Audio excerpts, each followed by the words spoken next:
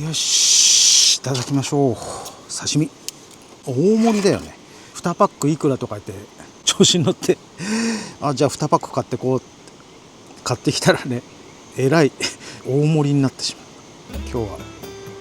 刺身祭り。いただきます。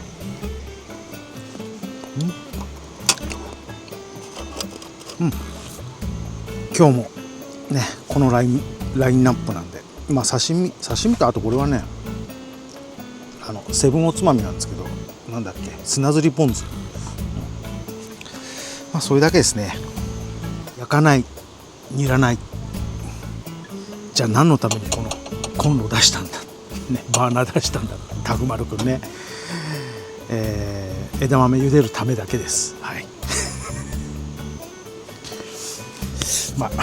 あれ出しましょう。この前ね福岡行った時にきのぴ先生にいただきました日本酒。なんて読むんだこれは。わからねえ。辛口純米吟醸1尾なんだ、ちょっと待って、箱創業享保2年1700、享保って呼ぶのかな、わかんないけど1717年重増、福岡県八女市の酒蔵で作られた一本ですね。高橋商店株式会社高橋商店って書いてある。ロックで美味しい。ロックで美味しいんだ。ロックで美味しい辛口純米。とりあえず木でね一回いただきましょうか。まず味見はこの前のねテイスティングカップで。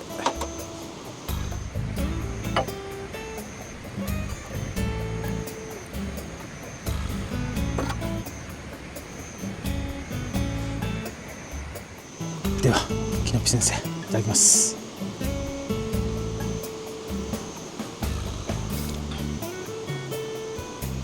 甘口、辛口、俺には甘口に思えるんだけど、やっぱりロックってことなのかな。すごい味が濃いっていう感じ。美味しい。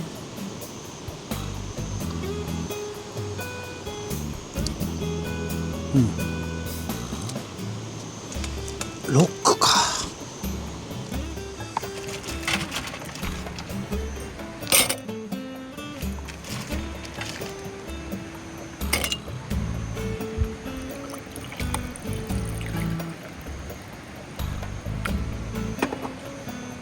ロックで。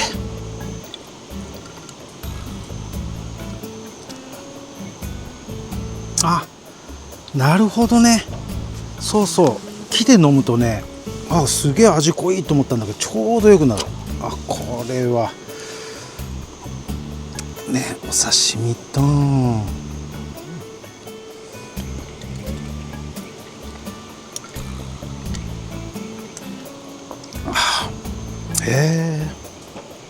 ちょっと変わった味だね。チェイサーをさっきねこの炭酸水思いっきり凍ってやがって、少し溶けた。チェイサーも用意して、外出しておけばいいんだな。豪華じゃないですか。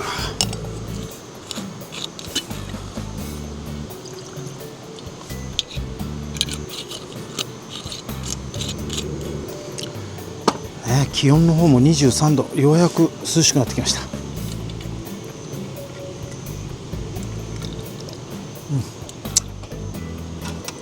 そういえばキャンプで刺身って本当に何年ぶりだろ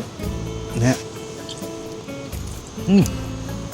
今冷蔵庫があるからこうやって夜でもね食べてますけどね、半分ちょっとルイベになってたんでちょうどよかったな。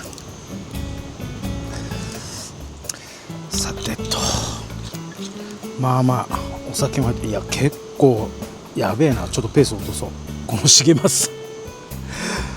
さすがにロックで飲むとねうまいって書いてあったんで、本当やべえやつだ。本当気をつけないと。みんなよく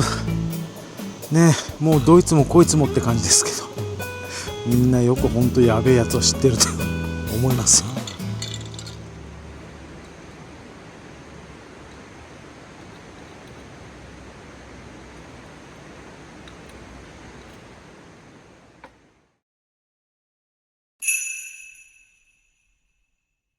今夜ねお話をしたいのは、私がアンバサダーを、ね、やらせていただいてますユージャック、ね、ユージャックのお話なんですけど、睦沢ね、道の駅の、ね、睦沢、そこのすぐ横っていうか、もうほぼお隣みたいな感じでね、キャンプ場を経営されてるんですけど、また新たにねキャンプ場を開拓するというこのキャンプブームが過ぎ去ったこの時期にですよ、ね、もう一個キャンプ場作るぞって今頑張ってるわけなんですけど、ちょっとアンチョコ今ね開拓してるキャンプ場の名前が月横オートキャンプ睦沢、千葉県の睦沢町にあります睦沢ダムの湖岸っていうんですか、この周りをねほぼ、借り受けてる部分ともう土地を取得した部分と、両方あるんでしょうけど、睦沢ダムの周りの土地をね開拓してキャンプ場を作ろうとしてるわけなんですよ本当においおい大丈夫かって、そういう感じなんですけど、なんで今あえてそんなことをやるのかっていうのは、社長の佐藤さんこの前動画で上げてたかな、動画とかもろもろの URL はこの動画の、概要欄とか説明欄に可能な限り載せておきます。はい。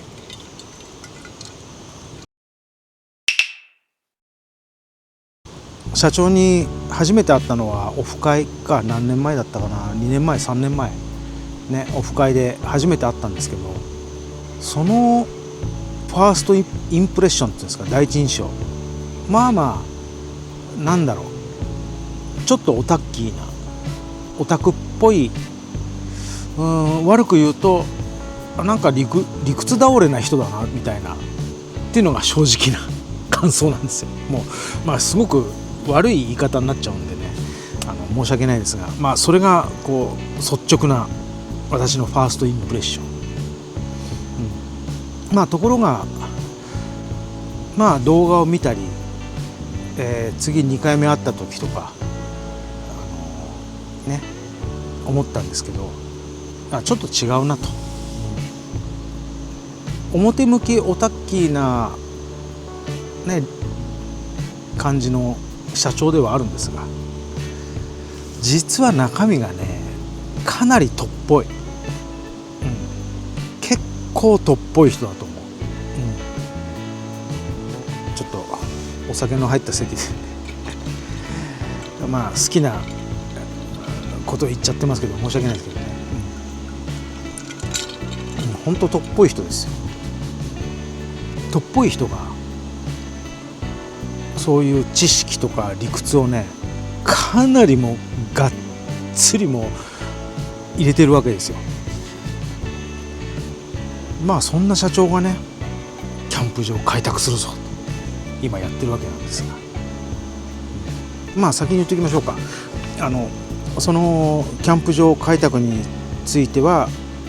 今年の9月まで、9月の何日だったかな、9月まで、クラウドファンディングで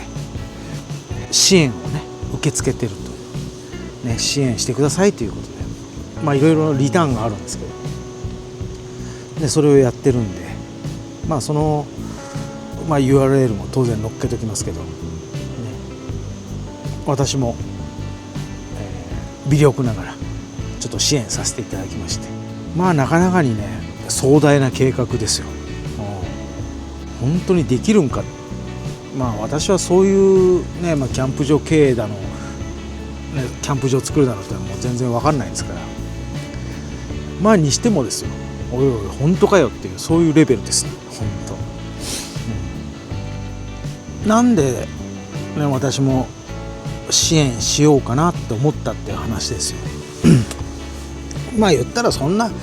もう微々たるもんですよ本当にね。キャンプ場を開拓するなんてそれこそ数千万円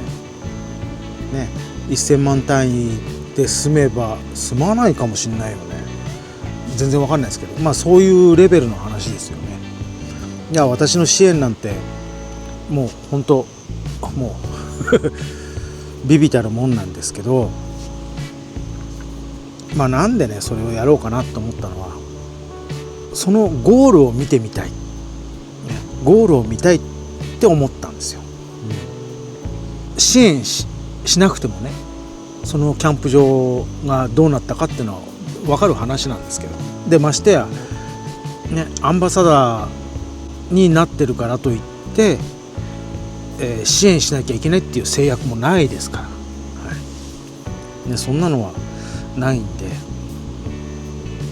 でもほんのちょっとでもねそうやってこう支援したっていう事実があるとやっぱ思い入れがね違うじゃないですか。まあそのねとっぽい社長がこのキャンプ場を作るぞって言ってまあやってるわけですよ。頑張ってるわけですよ。あの社長の、動画とかも見ても分かると思うんですけど、好き嫌い分かれるだろうなっていう印象があるんですが、でも例えばそう昼間ねお話ししたねこのピークスハンマーのお話、こういった自社工場で作られてるものなんですけどね、そういうものづくりへのこだわりとか、知識とか、それはすごいわけですよ。そういう話とか、実際1,2 回あっただけですけどね、その印象でしかないんですけど、ものづくりに対する心意気とかそういうのを目の当たりに、ほんのちょっとでもすると、この人は真面目だな、とっぽいんだけど真面目だなみたいな、なんだろうね、うまく言えないけど、だから私も素直に今回ちょっと支援しようかなって思ったわけなんですよ。言ったら楽しみですよね。そのキャンプ場の完成した絵っていうのが、完成したら私も絶対行きたいと思うんですけど、すごいよね。それだけのことをね、多分思いもあるし計画も頭にあるんだろうけど、でも半分以上は思いつきでやってんじゃねえかなってなんかそんな感じなんですよ。でもすごい人だなっていうのは私でもね、こんな私でも分かりますよ。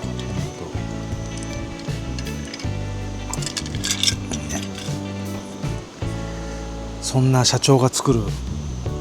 キャンプ場がどんなキャンプ場になるのかね。なんだ、睦沢ダムの湖面があるんですけど、そこでね、カヌーとかサップとかできるようにするんじゃないかな。そうね、湖面に降りるスロープとかもあるところなんで、そういったことも頭にはあると思うんですけどね。いろいろなアクティビティ、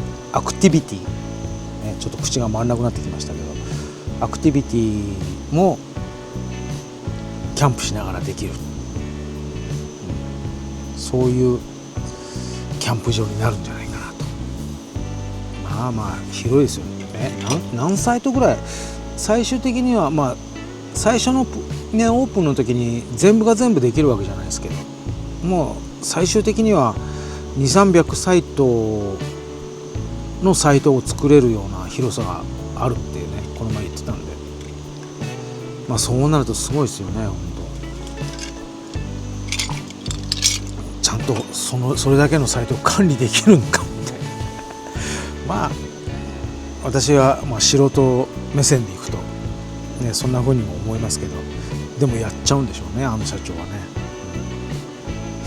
なのでまあさっきも言いましたけど、ちょっとねどんなやつなんだとか、ね、どんなキャンプ場なんだとか、ね、興味ある方は、まあ、説明欄のね URL から飛んでいただいて、まあ一見の価値はありますよね、こんなキャンプブームが去った後にそういった、まあ、動画とかね、そういう内容を見るって方は結構なキャンパーさんだと思うんで、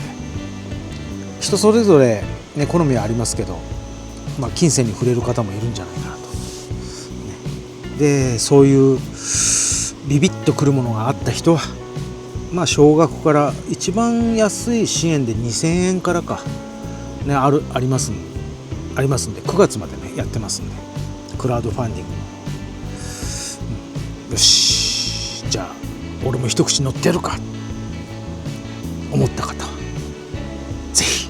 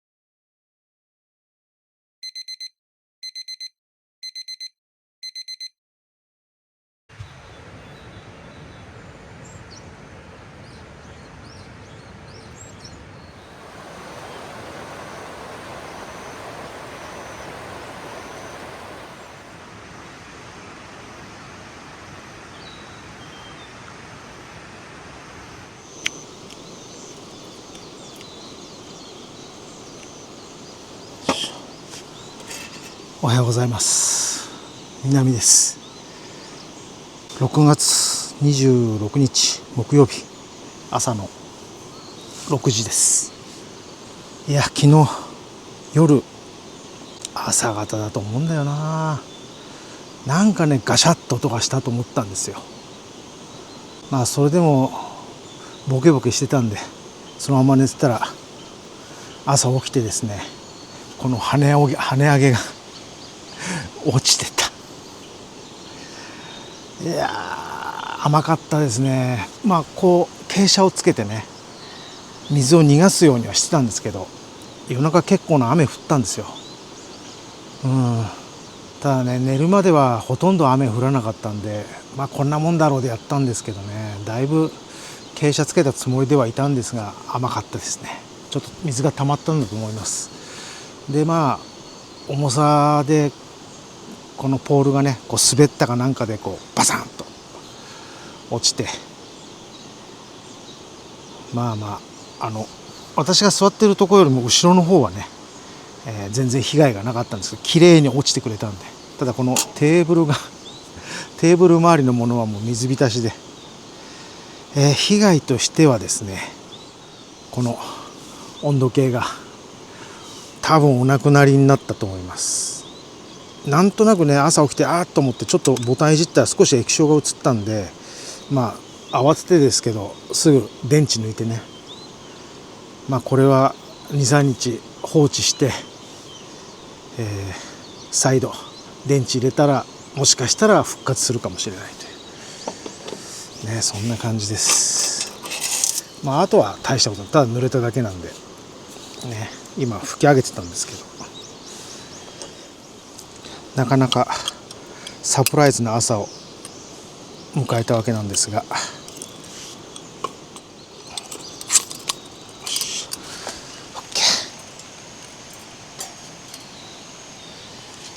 いや気を取り直してですね、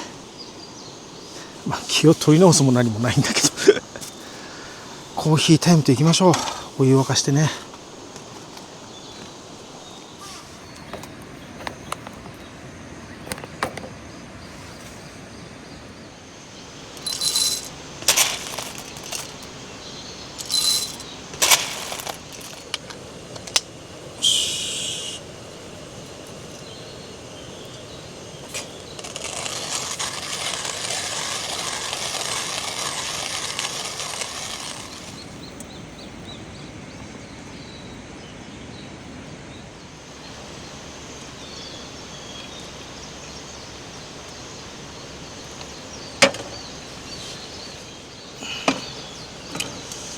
日が出てきた。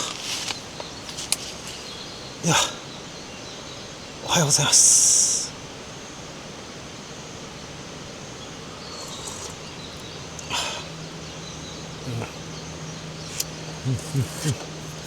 まあまあもう温度計がいっちゃってるんで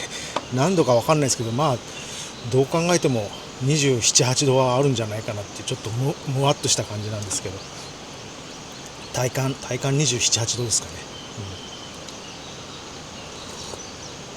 まあそれでもこの一杯はやっぱホットで、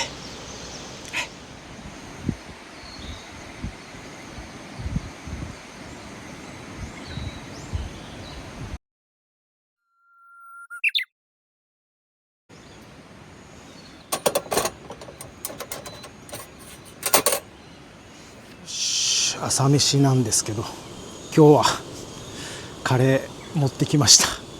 この暑いのにカレーかって感じなんですが、あと非常食に持ってきたのもカップラーメンなんで同じなんでね、今日は、朝カレーをいただきたいと思います。汗をダラダラ流しながらね。ちょっと安い、もう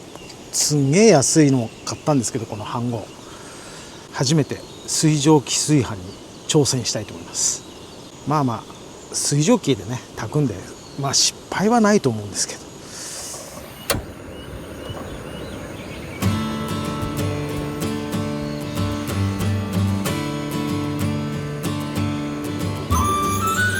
お湯が沸いてから中子をセットするとか、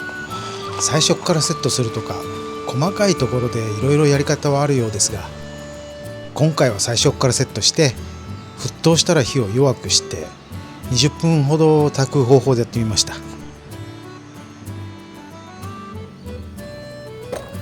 吹きこぼれるのはメスティンと同じようですね。どうせ安物の飯盒だし、適当に蒸気逃がしの穴を開けてみますか。普通の炊飯器にも蒸気逃がしの穴はありますからね。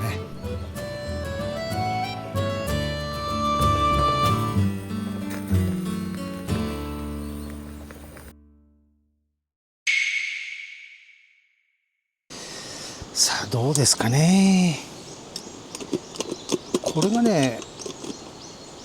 よいしょ、水蒸気炊飯だからね、よいしょ、おお、どうなんじゃい、大丈夫、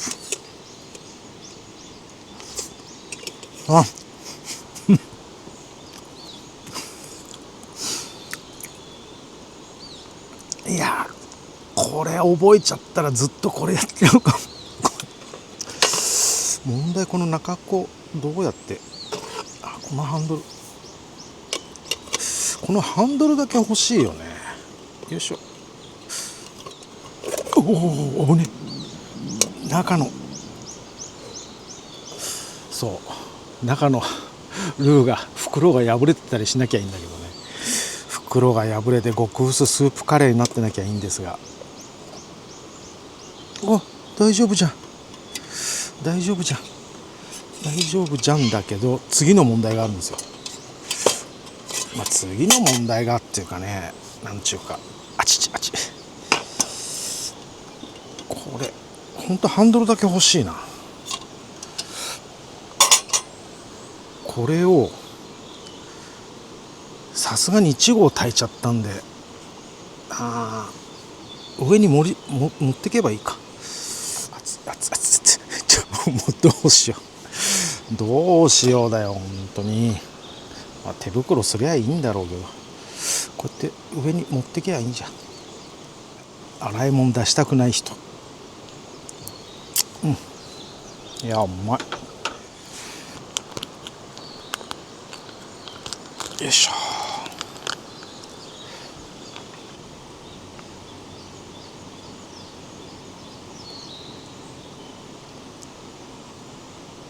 入りそうだ。きついか。いけた。絶対これ食うときこぼしそうだよ本当に。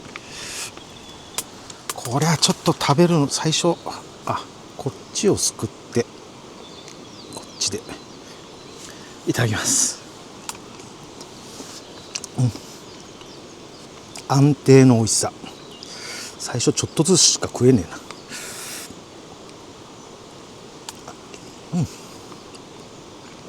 な。ね、ちゃんと器に盛ればね、なんてことはないんですけど、せっかくこれだけでできるのに洗い物はこれだけにしたいというね、私なりの意地があるんですよ。つまらねえ意地ですけど。うまっ。水蒸気炊飯すげえな。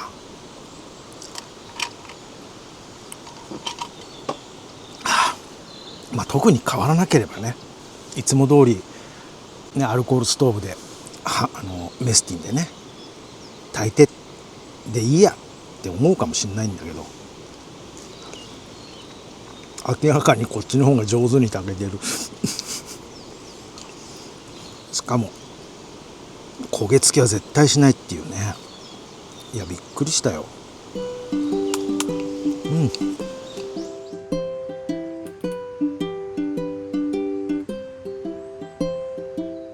はい、今回のキャンプもそろそろお開きです。水蒸気炊飯はカレーに合わせるには少し柔らかめに炊けるんで、時間を調整するとか研究してみたいと思います。そして野猿でお話ししたユージャックの新キャンプ場開拓支援の話ですが、だいぶ長くなってすいません。その場の思いをそのまま伝えたかったので、あえてできるだけ編集とかカットしないでお届けしました。さて、次のキャンプはふもとっぱらに決まっています。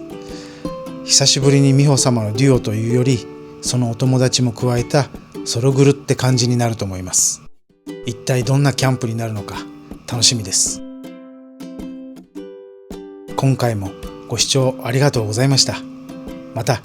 次のキャンプでお会いしましょう。それでは。